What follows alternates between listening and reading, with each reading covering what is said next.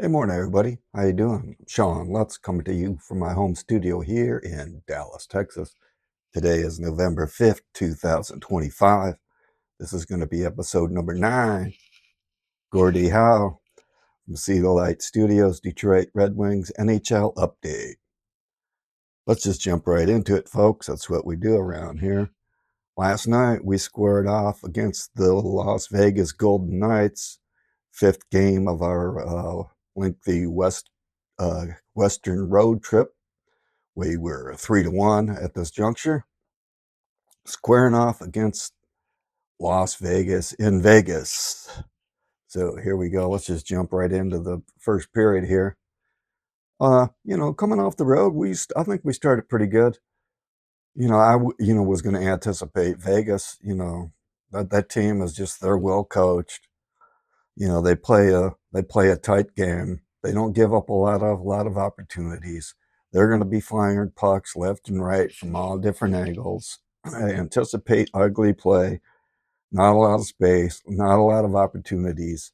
Just the way that they're built is, they don't give up a lot. You got to make them pay when they make mistakes, and and you can't put them on the special teams. They even got more skill now with Mitch Marner coming in there, and then with Eichel. But on the power play and the PK, they can burn you.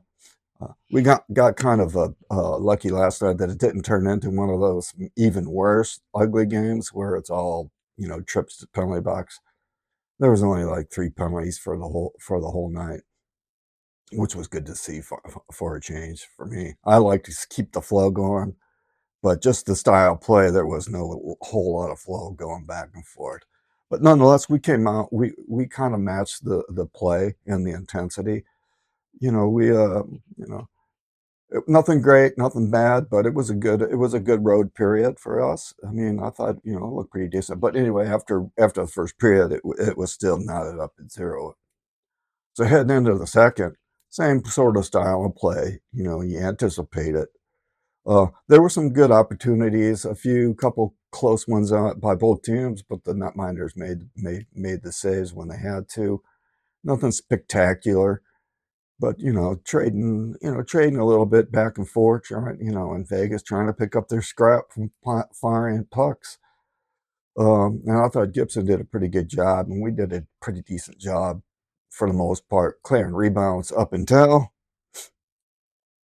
the 13:45 mark, where Barbashev picked up a rebound, buried it, uh, giving Vegas the 1-0 lead there into the second period. We didn't have much pushback after that, but we didn't look that bad. We didn't look that good, but nonetheless, we were still, on the road. Heading into the third period, we were down still 1-0. Still not that bad of a play by us. Not that great. We had some opportunities. I would have liked to seen us get our push going out a little bit earlier, being down 1-0 with the stingy Vegas team. But we had opportunities. We started to pick it up a little bit, I think, around the 10-minute mark. We were putting some pretty good presses there. We had some good looks. One notable, I think, the Brinket had a really nice look. But we were playing it pretty decent. I would like to seen us shorten the bench up a little bit more. Uh, maybe within the last 7-8 minutes, just double shift the top 2 lines to try to get us a goal and knot it up, because Vegas wasn't giving up anything. Their netminder was making the saves when they had to, and we were running out of time. And that's what happened. We ran out of time. We couldn't really convert. It was just one of those games. I think we're a little bit road weary, got a little bit tired.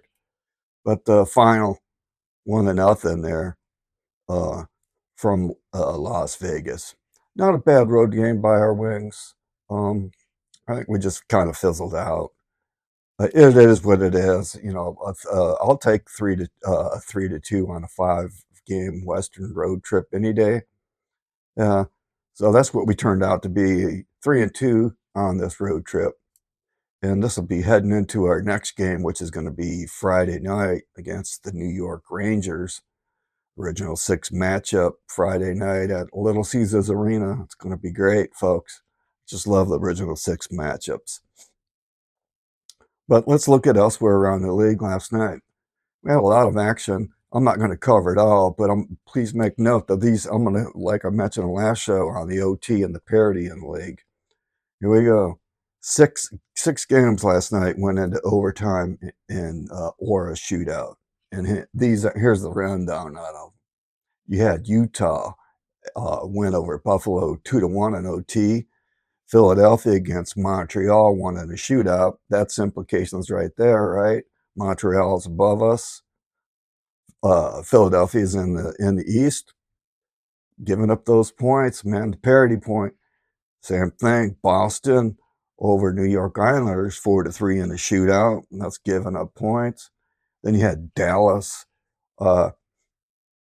beating Edmonton 4-3 in a shootout, and then Minnesota 3-2 overtime over Nashville, and then the way out west. This didn't go into overtime, but it was LA won 3-0 in the late 10 p.m. slot out west.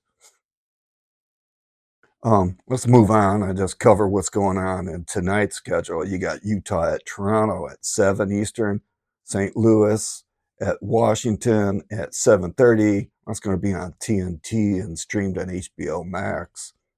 And then you have Columbus at Calgary at 9:30 Eastern time, and then way out west in the late slot, Chicago at Vancouver, 10 p.m. Eastern time. So when you look at last night's scores and the parity, let's take a quick look at the standings for us and see how tight this is going to be. Here we are in the Atlantic Division, and just make note we're second in Atlantic and fourth in the conference. But look how tight these are. We have Montreal in first place in the Atlantic with 19 points. Detroit, us, we're in second with 18 points. And we have played one more game than Montreal. Boston below us with 16 points. We have a game in hand on them. And then wrapping it up lower, you got Toronto at 15 points and Tampa Bay at 14. So if you look at how tight that is, from 19 to 14 points, that's a couple of days there, a couple wins, a couple losses, streak. So now let's look at this into the conference perspective.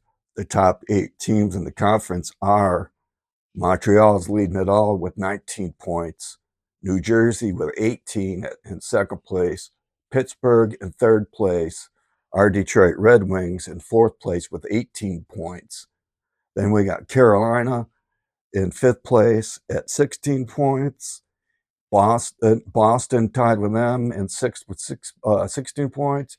Toronto 15 points in the seventh slot, and Philly at 15 in the eighth slot. So 19 in the first, 15 in the eighth slot in the conference. Top 8 teams, folks. That's a tight race. And then if you just look at the top 5, top 4, right? That's 1 point separating 4 teams to lead in the Eastern Conference. It's going to be a tight race with parity. That's why it's so important to get regulation wins. You don't, you want the points. It's okay to, get a shootout win or give up, relinquish to the parity point to the West. But, you don't want to get down to the last game, 82, 81 game of the season, and have a tiebreaker come down to whether, it was a regulation or a shootout or an OT win. Let's get the regulations and let's not relinquish any points. But anyway, that's going to wrap it up here from See the Light Studios, episode number 9, Gordie Howe. Thanks for watching. Have a great day. Remember to be kind and nice to everybody, and see the light, and I'll catch you on the next one.